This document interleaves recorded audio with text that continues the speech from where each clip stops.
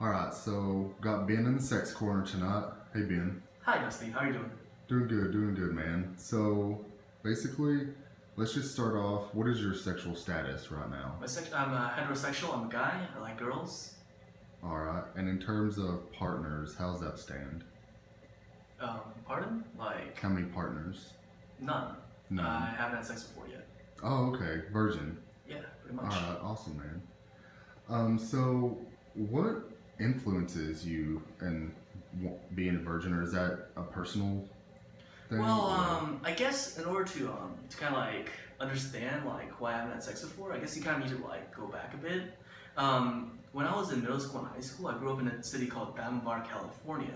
Mhm. Bar is on the eastmost of LA County. It's about 40 miles out from Los Angeles.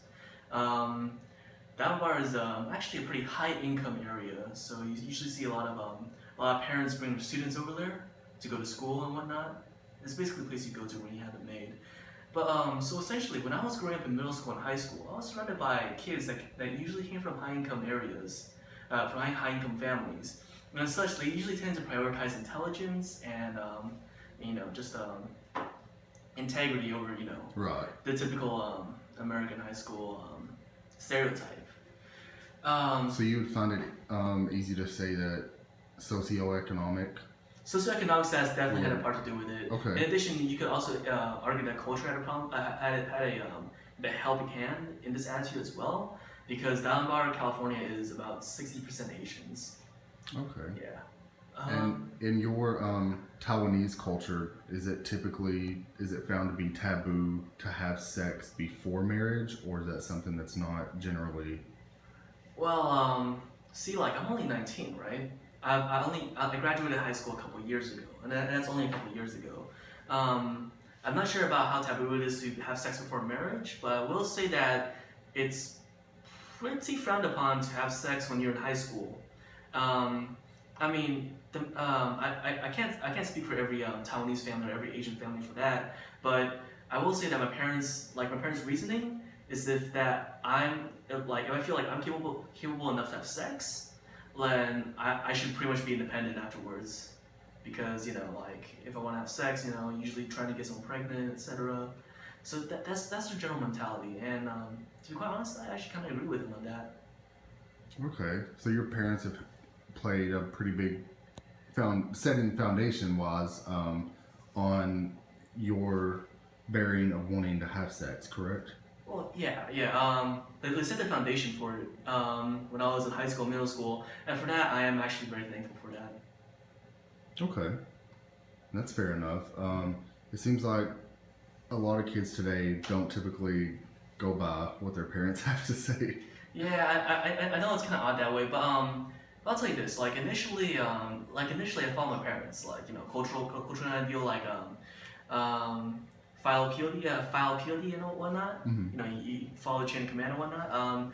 But over time, like as it became like older in high school, and then like as I got into college, like it became less of a cultural thing and more of like basically like a moral standard for me. Okay. Like and for this, I guess I have my friends to thank as well, because like again, Damar more priority on like wisdom and having sex, how much pussy you got last night, etc. My friends are just pretty chill about it for the most part. Like I'm pretty sure like it's not a priority for them. Like this is not something we discuss very often, Right. if at all. So I mean, our priorities are elsewhere. Is basically about it. I have no reason to go around chasing tail, you know. So, what is your current relationship with the opposite sex? Well, I mean, despite not having sex, I should get along pretty well with the members of the opposite sex. I'm actually in a long distance relationship right now. It's been going on for about a year and a half. But this is with someone that I've known for like almost 3 times that long. Again, like I don't really engage in promiscuous sex, but I'm not against relationships in general. Mhm. Otherwise, I mean, interactions with people of the female gender, like half my coworkers are female, my lab partners are female. In general, like we get along just fine. Um, how would you handle a situation where, say, that you did have a female who came on to you and wanted to engage um, in sex, How would you handle that, based on what you've told me? Well, to be honest, like I would have to turn her down because again, this is a moral standard. Like this isn't some like, oh, I promised to my parents that I could just like I can just like turn a blind eye to because I'm like over 1,000 miles away from them. But like this is like a standard. This is like a standard for me. It's like I'm pretty straight edge in general. Like I don't get drunk very often. I don't do drugs. I don't smoke. Like I try to keep myself in relatively good shape despite my overall appearance. But yeah, I mean it's just a standard. Like I'll probably refuse her. Also, it's in my personal opinion that if someone's like that promiscuous and coming on to me, like having a relationship with said person probably would not be in my best interests as well. And yes, you're probably correct about that. Yeah. Well, in your opinion, does the media have an influence on the way that we perceive sex, and has it had any bearing on the way that you will want to have sex one day? Well, absolutely. I mean, the media tends to like over sexualize, like people of both genders, handsome guys, with the six pack abs, girls with big tits and whatnot. Right. But I mean, honestly, like I guess the reason, like, I guess like the influence from my friends and family kind of like overcame that influence with like advertisements and whatnot. Besides, like from a young age, I always learned to like take those ads with like a grain of salt, Like those aren't necessarily representative of like our actual society, People got different standards and whatnot. Otherwise, if we're talking about pornography here, then yeah, I guess that would have a bit of an influence as well, but it still does not change the fact that I also have like again that moral standard. Like I will stick to it no matter what. Right. Yeah. Have you ever had any want or desire to have sex with the same gender as you are? No, not really. All right. All right, Ben. Thank you very much. No, that's no problem. How do you identify your sexual orientation? I personally identify as a straight heterosexual female that only likes guys forever and always. Have you ever experimented?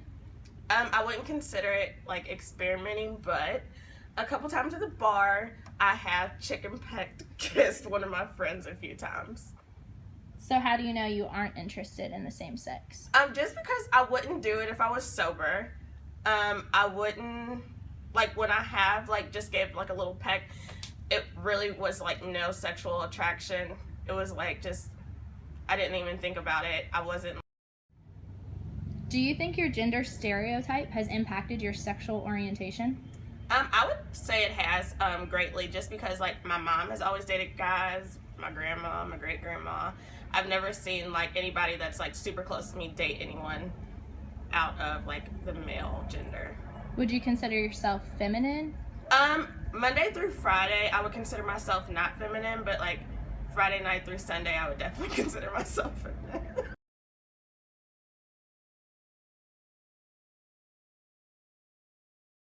Who do you enjoy having sexual encounters with? Well, I'm pretty open to everyone and anything. So I would say both male and female. When I was young, my parents got a divorce, and my dad was pretty open that he started liking men. So it kind of opened my eyes to the world as a more open and accepting place. So I guess you could consider me bisexual. How do you identify yourself? Well, I don't really like putting labels on things, so I guess if you had to put a label on it, I would identify as bisexual. Both girls and guys are okay with me, so. When did you realize you identified yourself as this? Well, when I was young, I was always liked boys, and I didn't really think anything of it. But when I came to college is kind of when I started experiencing these feelings. I've been in long-term relationships with guys, and after getting out of a relationship with a male, I kind of started experimenting a little bit. It started out just playful at parties and whatnot, and then I kind of realized that I wanted to explore that side a little bit more, so that's when it kind of happened in college.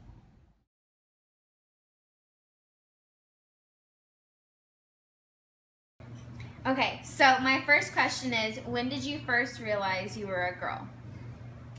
I guess I first realized I was a girl in kindergarten when we had to line up in girl and boy lines. So, yeah, I guess we had to know what gender we were in order to line up accordingly. Yeah, that makes sense. And so from that, do you think that there are any advantages or disadvantages to being your gender? Well, there's the whole, women have a harder time finding a job because employers think they'll get pregnant at some point, they'll have to take time off, maybe paid time off, so maybe that disadvantage, and then also lower wages in some occasions, I guess, and just things in like the workforce, I'd say. Okay. And so my last question is, do you think that society pressured you into staying your gender? I don't think it pressured me into staying my gender. I like being my gender, but I do believe that it kind of pushes us to do things that define, being a girl, like doing your hair, makeup, nails, and all that stuff, but not into staying a girl. Okay, so my first question is, when did you first realize you were a boy? Well, I don't think there's a specific moment when you realize that you're a boy or a girl. I think that it happens pretty organically when you're first learning language. People who are around you and talking to you pretty much assign you with one gender or another based on your biology. I think that it might change later on in your own mind, but I think that when you're first learning language, you are a boy or a girl based on your biology. Okay. My second question is, do you think that there are any advantages or disadvantages to being your gender?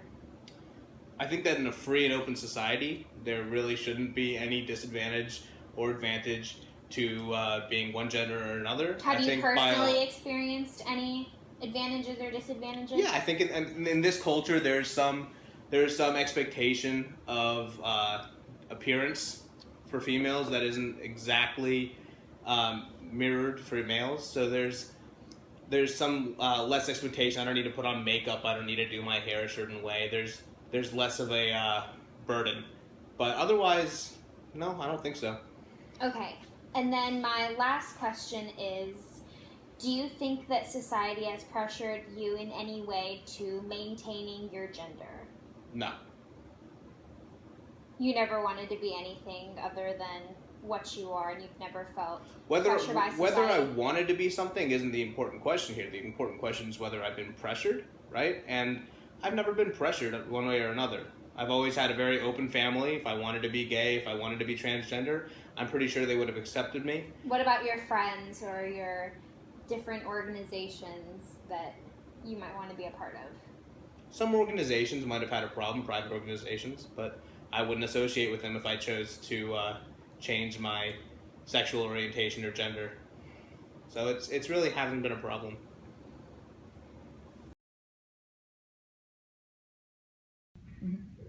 Have you ever experienced sexism or felt uncomfortable because of your gender?